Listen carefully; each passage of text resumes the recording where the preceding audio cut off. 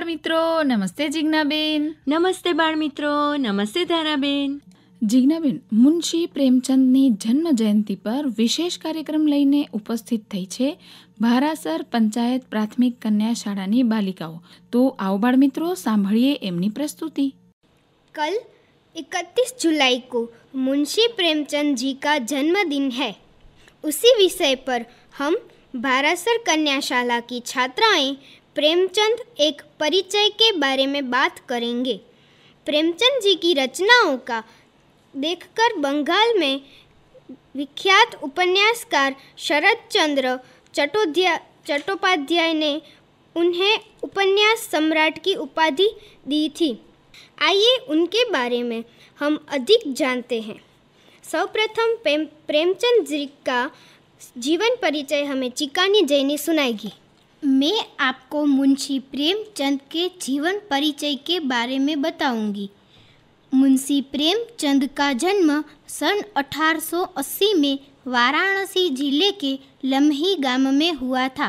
उनका बचपन का नाम धनपत राय था, किंतु वे अपनी कहानियाँ उर्दू में नवाब राय के नाम से लिखते थे और हिंदी में मुंशी प्रेमचंद के नाम से लिखते थे. उनके दादाजी गुरु सहाय राय पटवारी थे और पिता अजायब राय डाक विभाग में पोस्ट मास्टर थे. बचपन से ही उनका जीवन बहुत ही संघर्षों से गुजरा था. गरीब परिवार में जन्म लेने तथा 7 वर्ष की अल्पायु में ही मुंशी प्रेमचंद की माता आनंदी देवी की मृत्यु एवं 9 वर्ष की उम्र में सन 1897 में उनके पिताजी का निधन हो जाने के कारण उनका बचपन अत्यधिक कष्टमय रहा. किंतु जिस साहस और परिश्रम से उन्होंने अपना अध्ययन जारी रखा वह साधनहीन एवं कुशाग्र बुद्धि और परिश्रमी छात्रों के लिए प्रेरणाप्रद है. प्रेमचंद का पहला विवाह 15 वर्ष की अल्पायु में उनके पिताजी ने करा दिया. उस समय मुंशी प्रेमचंद कक्षा 9 के छात्र थे. पहली पत्नी को छोड़ने के बाद उन्होंने दूसरा विवाह 1906 में शिवारानी देवी से किया, जो एक महान साहित्यकार थी. प्रेमचंद की मृत्यु के बाद उन्होंने प्रेमचंद घर में नाम से एक प्रसिद्ध पुस्तक लिखी. प्रेमचंद की प्रारंभिक शिक्षा 7 वर्ष की उम्र में एक स्थानीय मदरसे शुरू हुई, जहां उन्होंने हिंदी के साथ उर्दू और अंग्रेजी का ज्ञान प्राप्त किया. 1898 में मैट्रिक की परीक्षा उत्तीर्ण करने के बाद प्रारंभ में वे कुछ वर्षों तक पाठशाला में अध्यापक रहे. नौकरी के साथ ही उन्होंने पढ़ाई जारी रखी. 1910 में अंग्रेजी, दर्शन, फारसी और इतिहास लेकर एंटर किया और 1919 में अंग्रेजी, फारसी और इतिहास लेकर बीए किया. बीए पास करने के बाद वे शिक्षा विभाग के सब डिप्टी इंस्पेक्टर पद पर नियुक्त हुए. 1921 में असहयोग आंदोलन से सहानुभूति रखने के कारण मुंशी प्रेमचंद ने सरकारी नौकरी छोड़ दी और आजीवन साहित्य सेवा करते रहे. उन्होंने कई पत्रिकाओं का संपादन किया. इसके बाद उन्होंने अपना प्रेस खोला तथा हंस नामक पत्रिका निकाली.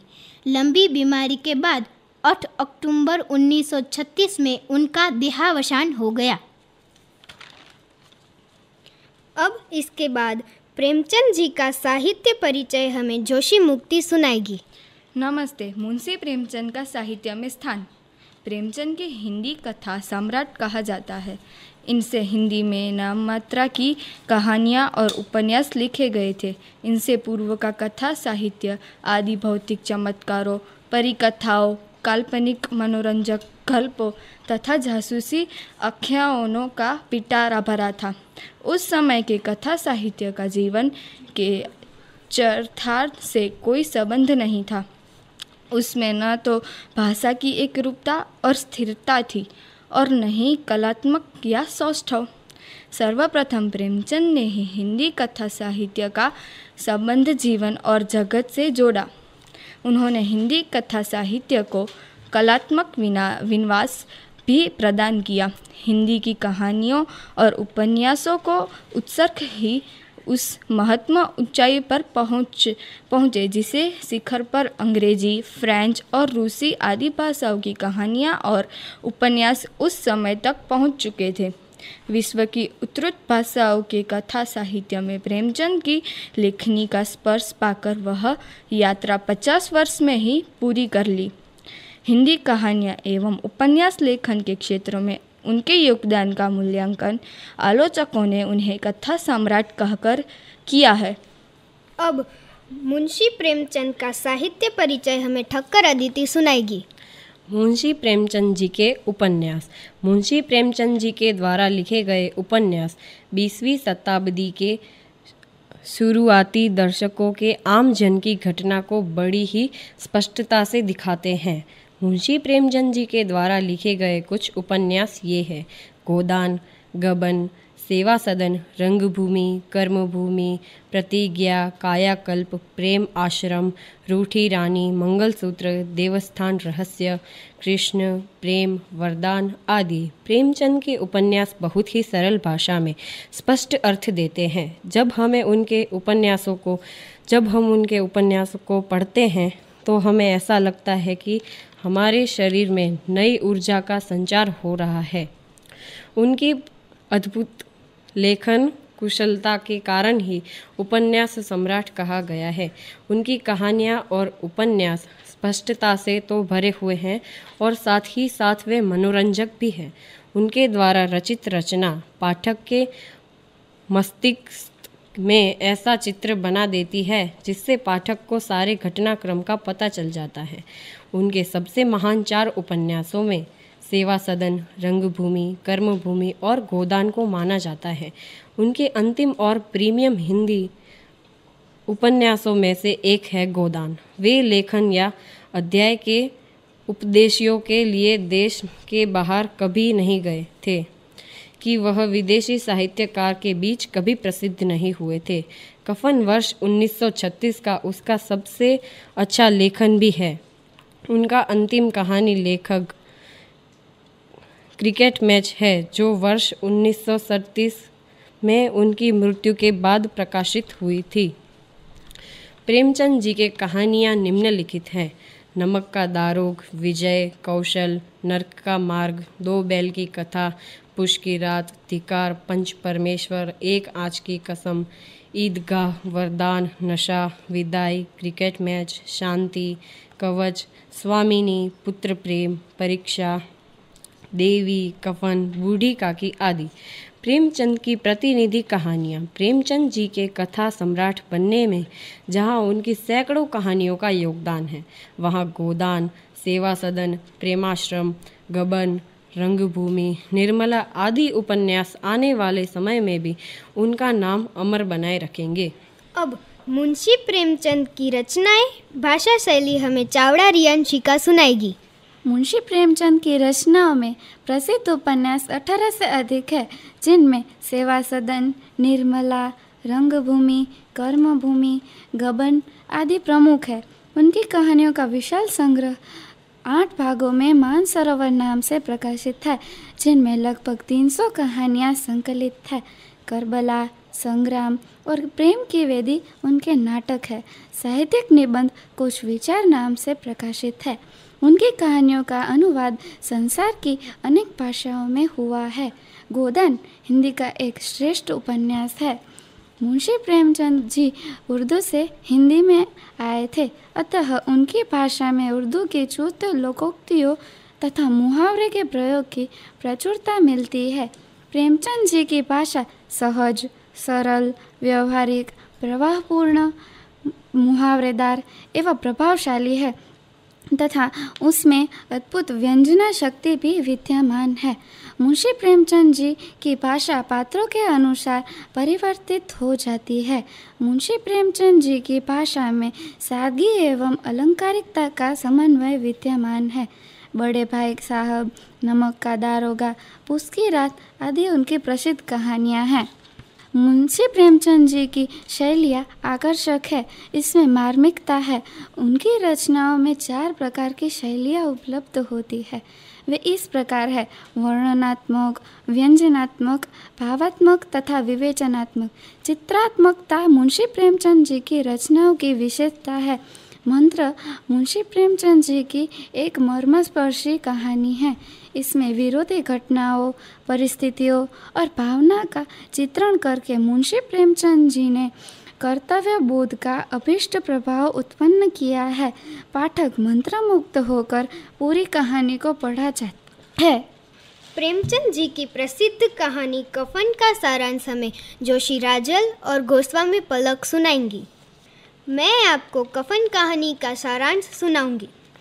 इस कहानी की नायिका बुढ़िया है। बुढ़िया के पति और ससुर का जिक्र इस कहानी में किया गया है। बुढ़िया का ससुर 3 दिन काम करता और 3 दिन आराम करता। बुढ़िया का पति भी कामचोर है। परिणाम स्वरूप कोई उसे काम पर नहीं रखता। जब कभी 2 दिन खाने के लिए नहीं होता तो बुढ़िया का ससुर घीसू लकड़ी तोड़ लाता और बुढ़िया का पति माधव उसे बाजार में बेच देता। कहानी के अनुसार यह काश्तकारों का गांव है।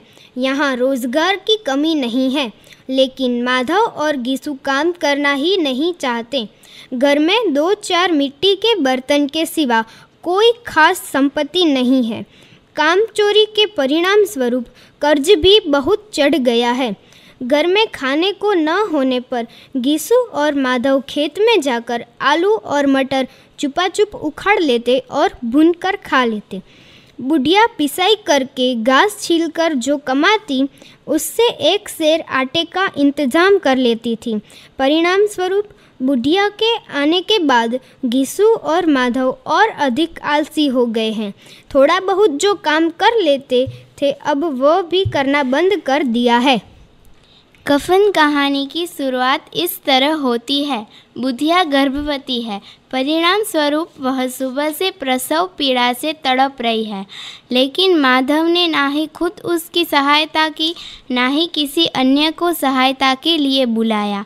बुढ़िया दर्द से चीख रही थी और पिता पुत्र आलू भूंजकर खा रहे हैं। माधव तो यह चाहता है कि यदि उसे मरना ही है तो जल्दी मर जाए। बहू की जिंदगी बचाने के उपाय के स्थान पर घीसू को 20 साल पुरानी दावत याद आ रही थी, जिसमें उसने स्वादिष्ट पकवान खाए थे। बुढ़िया पूरी रात दर्द से करा रही थी, लेकिन पिता पुत्र दोनों में से किसी को भी उस पर दया आई नहीं। सुबह उठकर माधव ने कोठरी में जाकर देखा तो बुढ़िया की मृत्यु हो चुकी थी, साथ ही उसका बच्चा भी पेट में मर गया था।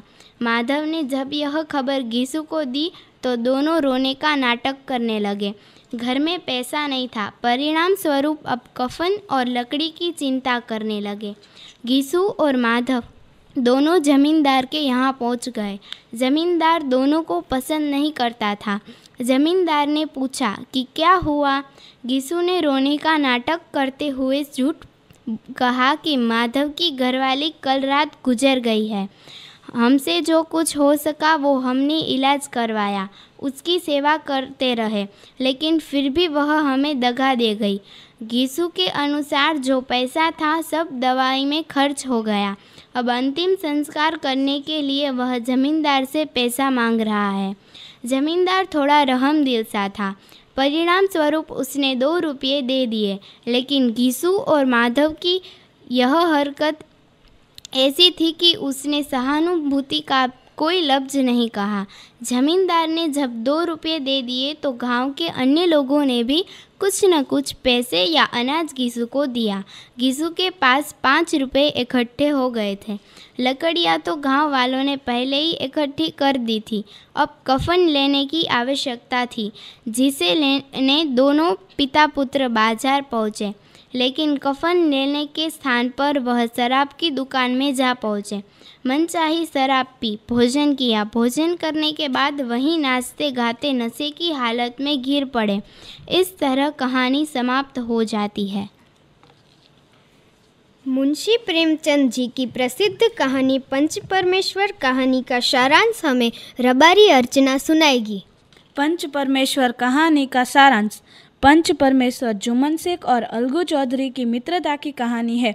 उन दोनों का परस्पर विश्वास था, उनमें गांठी दोस्ती थी। जुम्मन शेख के एक बूढ़ी खाला थी। धीरे धीरे जुम्मन ने चिकनी चुपड़ी बातें करते हुए खाला की सारी जायदाद हड़प ली। जुम्मन और उसकी पत्नी खाला को रोटियां कम और कड़वी बातें ज़्यादा खिलाने लगे। खाला सब कुछ सहती रही, लेकिन जुम्मन के कठोर व्यवहार से वह तंग आ चुकी। उसने उसके खिलाफ पंचायत करने की ठान ली, परंतु उसे एक भी सुयोग्य पंच नहीं मिला। आखिर उसने अलगू चौधरी का नाम सुझाया। अलगू कानूनी आदमी था। उसने सोच समझकर अपना फैसला सुनाया कि जुम्मन खालाजान को उसका माहवार खर्चा दे। जुम्मन ने पंचों का फैसला स्वीकार तो किया, लेकिन वह मन ही मन अलगू को कोसने लगा। उसके मन में बदले की भावना पनपनाने लगी। ऐसा मौका उसे जल्द ही मिल गया। अलगू चौधरी के पास 2 बैल थी। एक बैल को किसी ने अर्थात जुम्मन ने विष देकर मार दिया। अलगू ने कुछ नहीं कहा। उसने अपना एक बैल समझू साहू को बेच दिया। समझू ने उसके दाम नहीं चुकाई। इस दौरान ढेर सारा काम धोते धोते वह बैल भी मर चुका। अलगू पैसे मांगने गया तो समझू ने इनकार कर दिया। मामला पंचायत में दाखिल हो गया। चालाक समझू साहू ने जुम्मन को पंच के रूप में चुना। जुम्मन तो खुश था। प्रतिशोध के लिए उसे एक अच्छा मौका मिल गया, परंतु प्रत्यक्ष पंच के पद पर विराजमान होते ही उसके मन का मैल धीरे धीरे छंटने लगा। विवेक जागृत हुआ। वह तटस्थ भाव से विचार करने लगा। उसने फैसला सुनाया कि समझू का यह दायित्व है कि वह अलगू को बैल का मूल्य चुका दे, और अलगू की यह भलमानसी है कि वह समझू को कुछ रियायत दे। फैसला सुनने के बाद सभी ने पंचों की जय जयकार की। पंच परमेश्वर कहानी का उद्देश्य। प्रेमचंद कहानी के माध्यम से तात्कालीन ग्रामीण न्याय पद्धति पर प्रकाश डालते हुए यही कहना चाहते हैं कि पंच परमेश्वर के समान होते हैं। उनके सामने कोई छोटा बड़ा, मित्र शत्रु इस कदर भेद नहीं होता। वे सत्य का पक्ष लेते हैं, बिल्कुल तटस्थ होकर न्यायदान का कार्य करते हैं। पंच जो सुनाता है वह उसकी देववाणी होती है। दूसरी बात कि मनुष्य सद्गुणों का पुतला नहीं होता। परिस्थिति के कारण वह बुरा व्यवहार करता है, परंतु विवेक जागृत हो तो वह सत्य की राह पर चल पड़ता है। मनुष्य का हृदय परिवर्तन होता है। प्रेमचंद्र को मनुष्य और जीवन के प्रति आस्था है। मुंशी जी श्रेष्ठ उपन्यासकार थे। यूं तो उनके सभी उपन्यास बेहतरीन हैं। इसमें सबसे सफलता से संबंधित सबसे श्रेष्ठ उपन्यास गोदान है। आइए आज हम गोदान के बारे में जानते हैं। गोदान का सारांश हमें सीजू कृपाली सुनाएगी। आज मैं आपको गोदान उपन्यास का सारांश सुनाऊंगी। गोदान उपन्यास प्रसिद्ध कवि मुंशी प्रेमचंद ने 1936 में इसकी रचना की है। पात्र होरीराम, धनिया, गोबर, सपना, रूपा, जूनिया, भोला, रायसेठ, पंडित जी आदि हैं। इस उपन्यास में होरी नाम का एक किसान मेहनत मजदूरी करता है और अपने परिवार का पेट पालता है, लेकिन भाग्य का मारा होरी बहुत से कर्ज के तले दबा होता है। वह राय सेठ के यहाँ भी काम करता है। इस वर्षों से होरी की एक ही लालसा होती है कि उसके घर पे भी एक गाय होनी चाहिए, ताकि उसके बच्चे भी दूध और दही खा सके। एक बार सड़क पर चलते चलते होरी को अपना मित्र भोला मिल जाता है। तभी भोला बताता है कि उसके यहाँ इतनी सारी गाय हो गई है कि उसकी देख रेख करने के लिए कोई भी नहीं है। भोला की पत्नी भी मर चुकी होती है और भोला होरी से पुनः एक दुल्हन तलाशने की बात करता है ताकि वह उसके साथ शादी कर सके। होरी इसी बात का फ़ायदा उठाकर कहता है कि भोला, तुम्हें दुल्हन की तलाश है और मुझे एक गाय की, और वैसे भी तुम्हारे यहाँ इतनी सारी गाय की देखभाल करने वाला कोई भी नहीं है, तो अच्छा होगा कि तुम मुझे अपनी गाय दे दो और बदले में तुम्हें दुल्हन अवश्य ही ढूंढ लूँगा। भोला इस बात के लिए मान जाता है और उसे कहता है कि दुल्हन वाली बात मत भूलना। इस तरह कई दिन बीत जाते हैं। भोला की विधवा बेटी जूनिया होरी के बेटे गोबर से प्रेम करने लगती है और गोबर उसे घर से भगाने का विचार बना लेता है, परंतु वह डर के मारे उसे अपने घर के सामने ही छोड़कर माँ बनाकर शहर की ओर भाग जाता है। होरी की पत्नी धन्या धर्म पर चलते हुए उसे बहू स्वीकार कर अपने घर पर रख लेती है, परंतु भोला को यह बात अच्छी नहीं लगती और होरी के सामने शर्त रख देता है कि वह मेरी बेटी नहीं है, तुम भी इसे अपने घर से बाहर निकाल दो, नहीं तो हमारी मित्रता तो टूटेगी।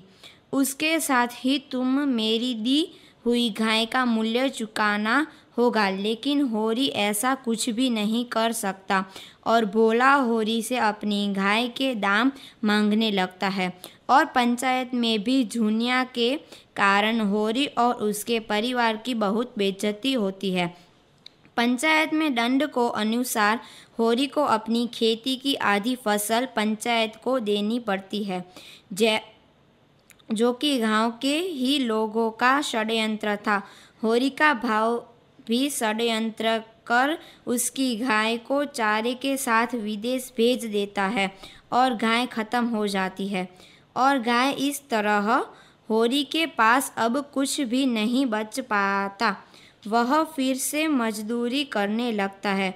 गोबर के वापस आने के बाद गोबर सब कुछ ठीक करने की सोचता है। वह अपने पिता का सारा कर्ज चुका देता है, लेकिन फिर भी उसके पास पैसे कम पड़ जाते हैं और वह पैसे कमाने के लिए गोबर वापस शहर को लौट जाता है। यहाँ होरी की अचानक तबीयत खराब हो जाती है, जिसकी फलस्वरूप होरी की 2 बेटियां सपना और रूपा को खेतों में कार्य करना पड़ता है और कुछ दिन बाद होरी की मृत्यु हो जाती है। उसकी मृत्यु होने के पश्चात पंडित जी द्वारा मांग की जाती है कि होरी की पत्नी धन्या अपनी बिरादरी वालों के भोजन व क्रिया धर्म करने वाले पंडित को एक गाय दान में देगी। तभी धन्या सोचती है कि जीते जी तो उन्हें गाय का सुख प्राप्त नहीं हुआ और उसकी मृत्यु के पश्चात भी यह पंडित गाय दान में देने की कह रहा है। पंडित बिना गाय लिए क्रियाकर्म करने से मना कर देता है और होरी की पत्नी धन्या वहीं पर बेहोश हो जाती है। निष्कर्ष, इस उपन्यास में प्रेमचंद जी ने होरी की लालसा, गांव के पूंजीपति लोगों का षड्यंत्र, नारी के प्रति लोगों की असमानता की भावना, पंडित जी जैसे लोगों की बनाई हुई कुरीति, एक किसान की समस्या, वह गरीबों के साथ हो रहे शोषण का चित्रण किया है। मुंशी प्रेमचंद जी के बारे में और उनके जीवन चरित्र तथा उनका हिंदी साहित्य में अजोड़ स्थान है। इस विषय पर आज भारासर कन्याशाला की हम सभी छात्राओं ने आपके सामने आकाशवाणी भुज के माध्यम से प्रेमचंद जी के बारे में आपसे बातें की। आशा है कि आपको हमारी प्रस्तुति पसंद आई होगी। नमस्कार। પ્રેમચંદ એક પરિચય। મુનશી પ્રેમચંદની જન્મ જયંતિ પર આ વિશેષ કાર્યક્રમ લઈને ઉપસ્થિત થઈ હતી ભારાસર પંચાયત પ્રાથમિક કન્યાશાળાની બાલિકાઓ। આ સાથે જ આજનો કાર્યક્રમ અહીં જ સમાપ્ત થયો। આવજો બાળમિત્રો, આવજો ધારાબેન, આવજો બાળમિત્રો, આવજો જિજ્ઞાબેન।